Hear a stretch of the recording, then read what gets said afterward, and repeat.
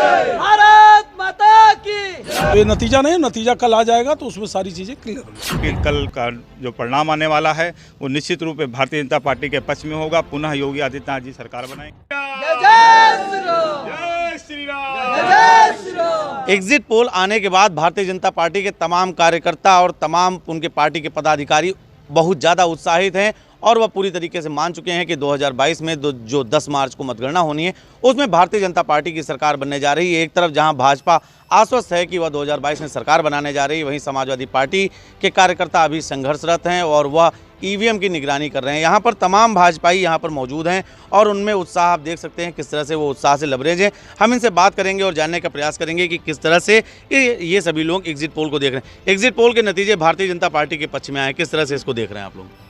नहीं, स्वाभाविक रूप से जो वातावरण, जो माहौल बना है उस आधार पे एग्जिट पोल आया है और लगभग पूरे देश में पहले के भी जो एग्जिट पोल आए हैं वो लगभग नतीजों के करीब ही रहते हैं, ऐसा भी रहा है। बंगाल में ये कहीं साबित नहीं होता दिखाई पड़ा। पश्चिम बंगाल में अगर आपने देखा तो पश्चिम बंगाल में जो भी वहाँ पर दिखाए गए, जो भी आंकड़े दिखाए गए वो झूठे साबित हुए। भारतीय जनता पार्टी को वहाँ हार देखने को मिली थी। लेकिन कुछ चैनल, कुछ ऐसे भी थे, कुछ सर्वे जो ऐसे थे जो ग्राउंड रिपोर्ट थी जिसके आधार पर लोगों ने ममता बनर्जी को अच्छी सीटें भी दी थी। तो ऐसा नहीं है कि उसमें कुछ तो कमियां रहीं, क्योंकि जो सिंपल साइज़ होता है जिसका कम होगा, लेकिन कुछ जैसे टुडे चाणक्य उसके कई चैनल काफ़ी नज़दीक उसका आया। तो ऐसा नहीं है कि सभी ऐसे होते हैं, लेकिन ये एक अनुमान है, नतीजा नहीं है। ये पहले भी सारे लोग घोषित करते हैं और अनुमान लोगों की जो वेव होती है उसके आधार पर लिया जाता है। तो ये नतीजा नहीं, नतीजा कल आ जाएगा तो उसमें सारी चीज़ें क्लियर हो जाएंगी। एग्जिट पोल कितना एग्जैक्ट पोल है इसके बारे में हम बात करेंगे। रोहित जी हैं हमारे साथ इस वक्त। रोहित जी, क्या लग रहा है जो एग्जिट पोल आए हैं ये एग्जैक्ट पोल साबित होने जा रहे हैं 10 मार्च को? बिल्कुल, जनता का जो भरोसा है, जो 2017 से 2022 तक की जो परम पूज्य योगी आदित्यनाथ जी की सरकार ने जो भी अपने वादे किए उसको कहीं ना कहीं पूरा किया और उस पूरा करने का नतीजा ही है 2022 में पुनः एग्जिट पोल को देखते हुए भारतीय जनता पार्टी कल का जो परिणाम आने वाला है वो निश्चित रूप से भारतीय जनता पार्टी के पक्ष में होगा। पुनः योगी आदित्यनाथ जी सरकार बनाएंगे। भारतीय जनता पार्टी की सरकार मजबूती से बन रही है। रोहित जी, आप भी युवा वर्ग से आते हैं और सपा के तमाम युवा वर्ग का लोग इस वक्त ईवीएम की निगरानी में लगे हुए हैं और लगातार उनका कहना है कि समाजवादी पार्टी के पक्ष में जनता ने वोट दिया है, लेकिन भारतीय जनता पार्टी उसे अपना हक जता रही है।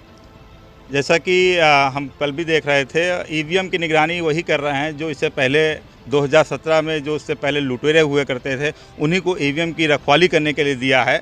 तो मेरा निश्चित दावा है कि उनका जो भी वो दावा कर रहे हैं, जो भी रखवाली कर रहे हैं, जिस तरह से वो रखवाली कर रहे हैं, वो निश्चित रूप से कल 10 मार्च को जो रिज़ल्ट आएगा वो सारे के सारे उनके जो वो हैं, जो ईवीएम का रोना है वो पिछली भी बार रोते थे, अब भी रोएंगे और 11 मार्च को भी ईवीएम का ही रोना है। उनको निश्चित तौर पे उनको हार का सामना करना पड़ेगा। भाजपा युवा मोर्चा के जिलाध्यक्ष ने एक बड़ा आरोप लगाया। उन्होंने कहा कि जिस तरह से वहां पर ईवीएम की रखवाली चल रही है वो वही लोग हैं जिसके बारे में उन्होंने जानकारी दी। यहां पर और तमाम समर्थक हैं भारतीय जनता पार्टी के, उनसे बात करेंगे। क्या लगता है योगी जी की सरकार एग्जैक्ट पोल जो आए हैं, जो एग्जिट पोल आए हैं, वो एग्जैक्ट पोल बनने जा रहे हैं?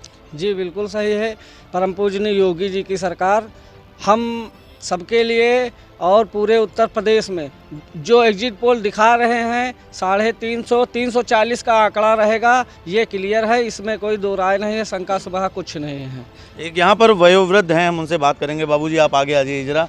क्या लग रहा है भारतीय जनता पार्टी की सरकार बनने जा रही योगी आदित्यनाथ?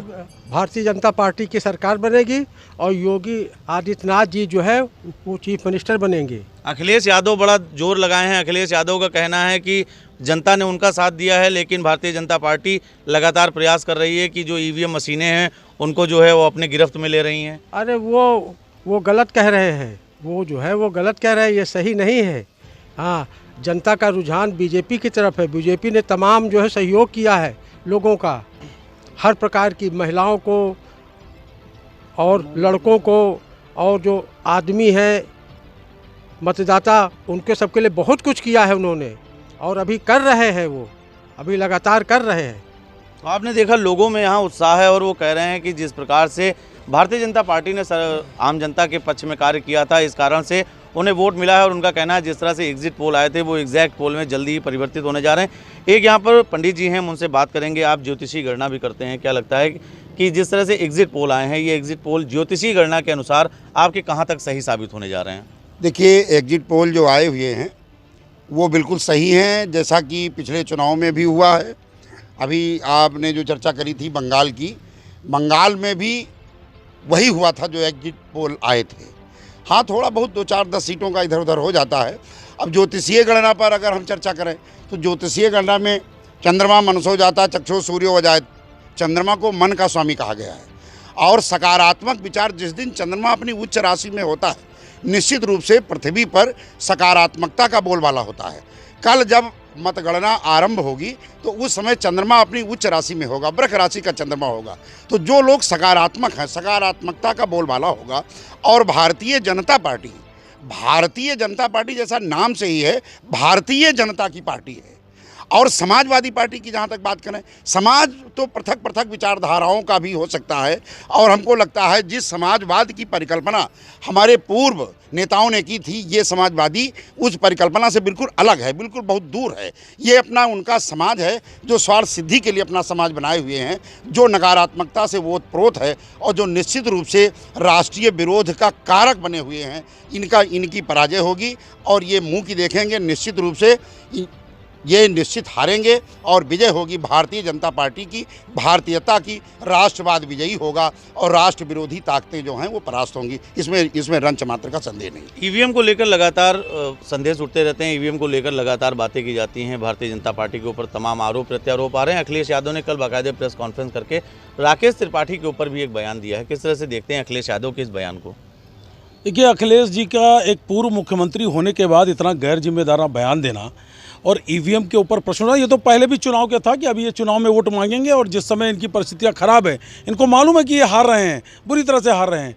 और इनके चुनाव में आने के समय, क्योंकि 5 साल तो ये नदारत रहे, कोविड के समय नदारत रहे, लेकिन इन 5 वर्षों में नदारत होने के बाद जितने भी अपराधी गुंडे थे उनको लेकर जिस दम पर ये चुनाव लड़ने आए, निश्चित इनका हवा निकलनी थी। और ठीक है, मैं मान लेता हूँ, तो 2014 का जब लोकसभा का चुनाव हुआ था तब भी क्या ईवीएम, तब तो इनकी सरकार थी, तो उस समय ईवीएम क्या बदल दिए गए थे? या 2017 का जो चुनाव हुआ था उस समय सरकार इनकी थी, तो उस समय भी ईवीएम बदले थे। आज आप ये आरोप लगा रहे हैं 325 पर, एक सत्ताधारी दल जो नारा देता था कि काम बोलता है, उसका काम इतना बोला कि वो 47 पर पहुंच गया। कौन सी ईवीएम मशीन उन्होंने भी चेंज करा दिए थे? भाजपा के एजेंट वो भी हो गए क्या?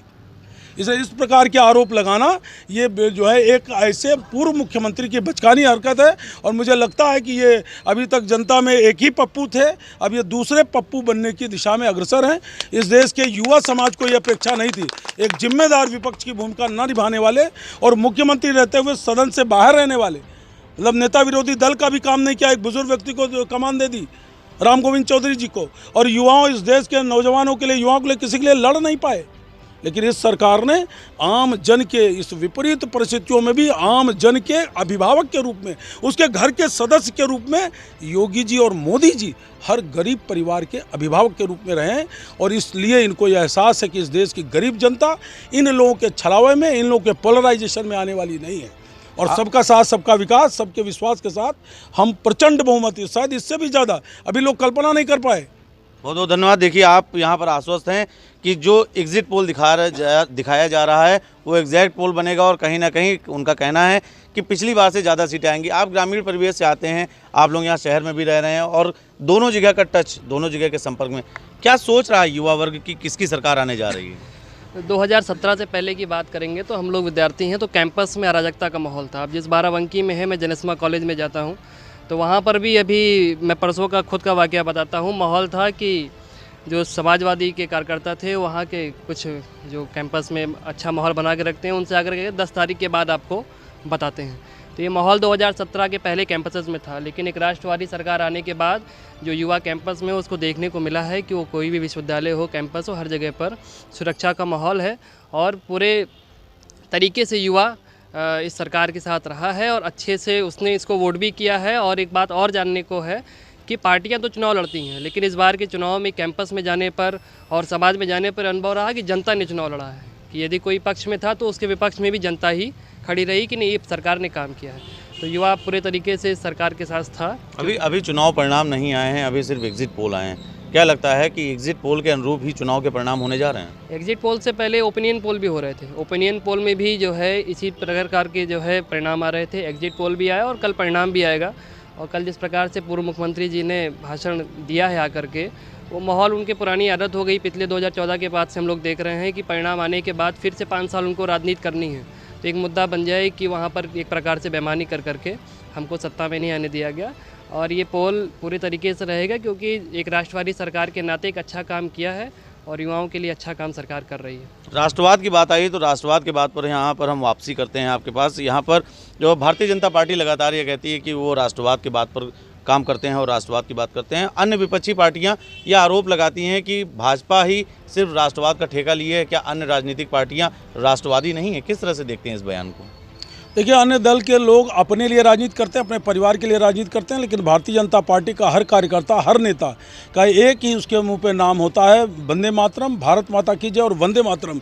जो ध्येय वाक्य हमारे आज़ादी के लड़ाई में था, अगर उसको लेकर कोई आज चल रहा है तो वो भारतीय जनता पार्टी लेके चल रही है। दूसरी तरफ जो ये विपक्ष के नेता हैं, ये अपने पोलराइजेशन के लिए जो देशद्रोही, देश विरोधी, जिनको देश के संविधान पर विश्वास नहीं, इनके संगठन को, इनके समूह को चलाती हैं। और यही कारण है कि क्या कारण था कि यूपी और बिहार के लोगों को गाली देने वाली, जो पश्चिम बंगाल से यूपी और बिहार के लोगों को भगाने वाली, उनके बारे में अपशब्द कहने वाली, यूपी और बिहार का अपमान करने वाली वहाँ की मुख्यमंत्री ममता बनर्जी जी को अपने चुनाव प्रचार में यहाँ लाकर क्या प्रदर्शित करना चाहते हैं? क्या इनके अंदर क्षमता नहीं थी? क्या इनके पास नेता नहीं थे? पश्चिम बंगाल का उनका क्या प्रभाव है ममता बनर्जी का, जो उत्तर भारतीयों को बार बार गरियाती हैं, जो उनके बारे में विद्वेष की भावना रखती हैं, जो पश्चिम बंगाल को इस देश से अलग मानती हैं, जो बांग्लादेश के इशारे पर, पाकिस्तान के इशारे पर काम कर रही हैं, और उत्तर प्रदेश के लोगों के बारे में, पूरे देश के बांग्लादेश जो पूरे देश के बारे में गलत धारणा रखती हैं, क्या उनको बुलाने से ये कौन सा मैसेज देना चाहते हैं? रोहित जी, ईवीएम के लेकर अगर बात करें तो वाराणसी, बरेली और अन्य जनपदों में जिस तरह से ईवीएम पकड़े जाने के सपाइयों ने यह दावा किया कि उन्होंने ईवीएम मशीनें पकड़ी हैं। अखिलेश यादव ने भी उस पर प्रेस कॉन्फ्रेंस की। क्या लगता है कि किस तरह से ये चल रहा है, किस तरह से आयोग पर लगातार जिस तरह से उंगलियां उठ रही हैं, भारतीय जनता पार्टी पर लगातार उंगलियां उठ रही हैं, किस तरह से देखते हैं इसको? जैसा कि अभी बनारस में कल जो समाजवादी पार्टियों द्वारा जो प्रश्न चिन्ह लगाया गया है, चुनाव आयोग ने इसको स्पष्ट कर दिया है, वहाँ के डीएम ने भी स्पष्ट कर दिया है कि ऐसी कोई भी गड़बड़ी नहीं है। और ईवीएम को निगरानी के तौर पर बीएसएफ और कई जवानों के माध्यम से और प्रशासन के माध्यम से और सीसीटीवी के फुटेज के उसमें उसकी निगरानी के तौर पर रखा जा रहा है। कहीं कोई गड़बड़ी नहीं है। वो उनका जो भी दावा है वो निश्चित रूप से झूठा है, चूँकि वो हार रहे हैं, तो इसलिए कोई ना कोई उनको प्रोपोगंडा करना है। तो वो अपनी हार उन्होंने मान ली है। भारतीय जनता पार्टी की सरकार बन गई है, इसमें कोई दो राय नहीं है। जो भी ईवीएम, जो भी एग्जिट पोल आ रहा है वो भारतीय जनता पार्टी के पक्ष में ही आ रहा है। यहाँ पर एक भाई साहब है और हैं, वो थोड़ा सा विलम्ब से आए, हम उनसे बात करेंगे कि एग्जिट पोल आने के बाद से जिस तरह से समाजवादी पार्टी के लोग ईवीएम मशीनों की रक्षा कर रहे हैं, उनका दावा है कि अगर वो रक्षा नहीं करेंगे, वो निगरानी नहीं करेंगे, तो भारतीय जनता पार्टी एक बहुत बड़ा खेल करने जा रही है। किस तरह से देखते हैं इस बयान को? सर, इसमें खेल हो ही नहीं सकता जब सीसीटीवी स्पष्ट चित्र लेती है और जो एजेंट होते हैं और जो चुनाव कराते हैं उनके पक्ष के भी होते हैं। उसमें इतनी विधिवत व्यवस्था होती है, इतनी वोट पड़ते हैं, हम लोग भी पीठासीन अधिकारी होते देते हैं प्रमाण पत्र, उससे मिलान होता है। ईवीएम में जो पर्ची पट के निकलती है, जितने वोट पड़ते हैं, जिसके मत में एकदम क्लियर है, दूध और पानी की तरह। ईवीएम मशीन द्वारा मतदान कुछ गड़बड़ी हो नहीं सकती। अगर सीसीटीवी को आप फ्रॉड मानते हैं तो फिर किस पे विश्वास करेंगे? जो स्पष्ट, जिस तरह आप इस समय कैमरे से देख रहे हैं, जो हम बोल रहे हैं उस आवाज़ को रिकॉर्ड कर रहे हैं, चित्र भी देख रहे हैं, तो सैनिक लगे, सब तो स्पष्ट है। इसमें कुछ गुंजाइश नहीं ईवीएम मशीन से। बैलेट पेपर से उम्मीद रहती थी, उसको हटा दिया गया है, इसलिए निराधार है। उस पर कुछ भी संदेह करना बहुत गलत है। तो आपने देखा, ये थे जनपद बाराबंकी से वो तमाम भारतीय जनता पार्टी के लोग जिनका ये कहना है कि जिस तरह से एग्जिट पोल आए हैं वही एग्जैक्ट पोल होंगे। उन्होंने कहा कि जिस तरह से भारतीय जनता पार्टी ने लोगों की, जिस तरह से भारतीय जनता पार्टी की सरकार ने आम जनमानस की सेवा की है, उसका फ़ायदा उन्हें मिलने जा रहा है। और निश्चित ही जो एग्जिट पोल आए हैं वो आने वाली 10 मार्च यानी कि कल की तारीख में सच साबित होने जा रहे हैं। जनपद बाराबंकी से द कैमरा 1 999 के लिए सरदार परमजीत सिंह के साथ नितेश मिश्रा।